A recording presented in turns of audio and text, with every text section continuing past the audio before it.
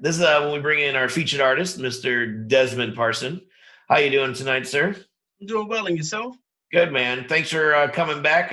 Nobody really knows this, but last week we had some cluster FRSU issues, and you were gracious enough to hang out for 45 minutes and then come back this week and do the exact same thing. So thanks for being here, man. Thanks for having me. I certainly appreciate it. Cool. So this is when I sort of make the featured artist give their elevator pitch, if you will, quick 30-second spiel. If I was walking down the street and you told me, oh, I do music, and I'm like, oh, cool. That's what kind of music do you do? Just tell us a little bit about who you are and what you're doing, and we're gonna check out your song "Searching." Yes. This is Desmond Parson from the Washington, D.C. area. Been in love with music since I was about 4. My first instrument was actually a coffee table. Before I learned the piano, I emulated my musical heroes, and obviously, as you can see behind me, Stevie Wonder has been a huge influence. So pretty obvious in your music too. Oh, well, thank you. So I used the coffee table as my instrument, and then it grew to the little Casios, and here we are today, a songwriter, arranger, producer, trying to anyway. And so I'm just fortunate to have a new project coming out this Friday, The New Me, available in all digital formats. So I'm just, huge fan of music. I'm certainly excited, double excited, because Friday's release date is also my birthday. So. Oh, nice. Happy birthday. Awesome. Thank you. 22, 23, I'm guessing? 23. No, honestly, 44. I'm looking at knocking on 44. Right on. We're all in that same neighborhood. So hey, man, the kids are dyeing their hair gray, man. I can't tell anymore. That's it. I beat them to it. This is a good time of life. I'm enjoying this time of life for myself. So I don't know about you, but early 40s is pretty cool, man. You're like an adult now, but you're not like a young adult in their 20s and 30s making stupid mistakes anymore. So exactly. Cool. So let's check out your song "Searching," and we'll be right back and get deeper with Dave. Yep.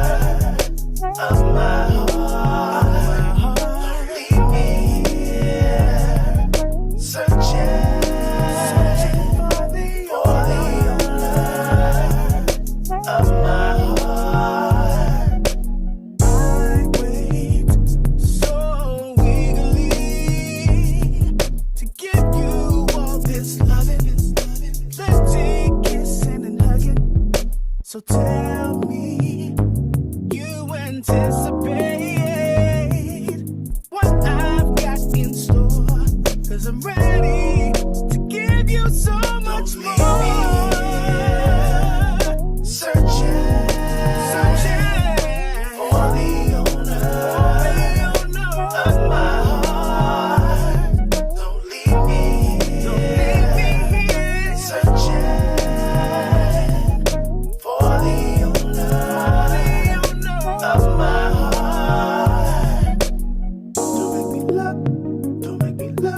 Don't make me look for love in the wrong places.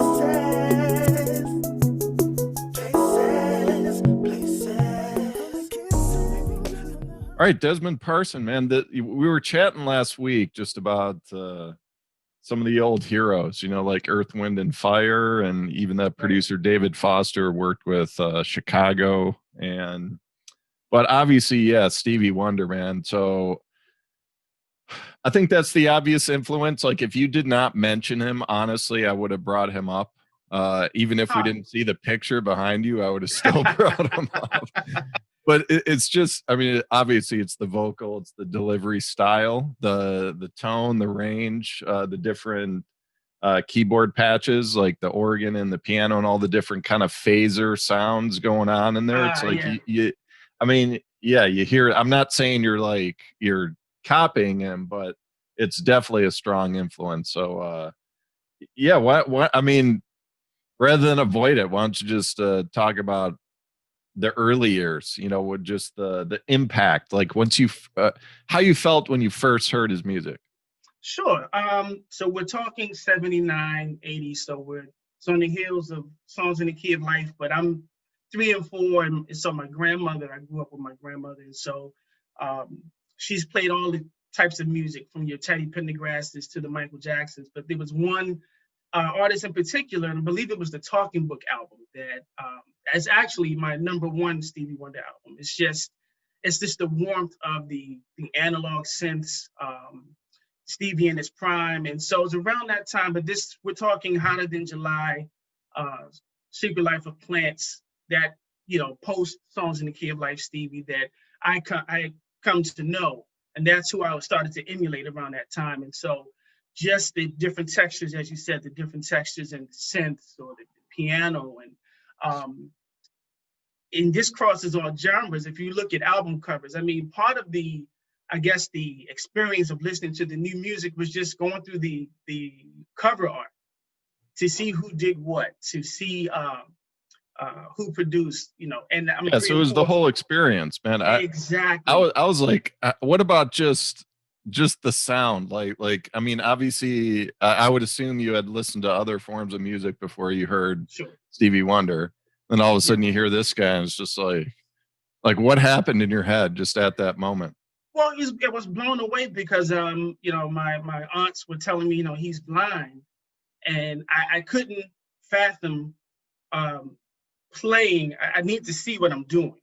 He has to see what he's doing. There's no way he can play. Right. And so this is kid logic. So, and so I was just engulfed. And so for me and anyone who knows me, whoever I admired, I became.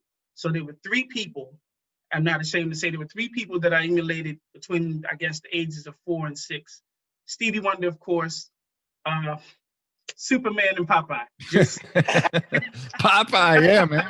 The forgotten hero. But I hated spinach, right? But I with Stevie, I every time he did an award show, or every time he did some type of a performance, why is he positioned like this? Why? And so it grew into, around the 80s, if you recall, that's when the little toy keyboard started to become all the fad of maybe 84, 85, where you can play maybe a little melody on a little Casio keyboard. Yeah, sure. I had a few of those. Yeah. Yeah, I carve out melodies from there, and that was the conversion from just being an admirer and an emulator to, what happens if I play this? And I had an uncle when I was about maybe 10 years old who actually showed me some melodies. And so from there, other keyboards, and then my just fascination for playing the piano just grew. And so I was also delighted just to see the Earth, Wind, and Fire mention in a bio. I don't know if I've recall seeing that in any artists we've reviewed, and some of their tunes are some of my favorites of all time. I mean, The Way of the World, that's just one of my favorite songs ever. It's like top 10. That band, I think it's one of the bands where I think a lot of people in their 30s, 40s, and obviously older definitely know their music, may have forgotten the name of the, like who sang it. But when you play the song, like, oh my God, yeah, of course. Vocal range just off the charts with all those guys. And just the beats, the catchy melodies, all that stuff. So did you kind of withdraw the same thing I was saying from there? I did. As a matter of fact, this same uncle who actually showed me how to play the keyboard was the same uncle who introduced me to Earth, Wind, and Fire. I was a little older, so maybe we're talking 10, and that's The Way of the World, Gratitude, those 75, 76 albums. I was just amazed. And this is the first time I started to talk music talk. So Maurice White, just a genius. And so just that whole ride, that 70s string of albums that Earth, Wind, and Fire produced was another reason. And so Maurice White helped me look It's at like, I instruments. think you said last week, it's like, yeah, it's like the transition coming out of disco into pop, maybe around like Yeah, the late 70s, and exactly. just kind of redefining maybe the less interesting aspects of disco Yeah, as right yeah. after like that Chicago White Sox game, I think, where they like destroyed. Right. It was It's like the just disco amazing. demolition night, and then it was like it was dead like the next day. Disco was Yeah, dead, right. pretty I much. remember that. Yeah. Right, right. So, yeah, those guys were amazing. They were another. If I had a top three, Stevie Wonder, of course, Earth, Wind and Fire, Michael Jackson. So those three um, had a humongous impact on my, probably to the point where I don't even recognize it anymore.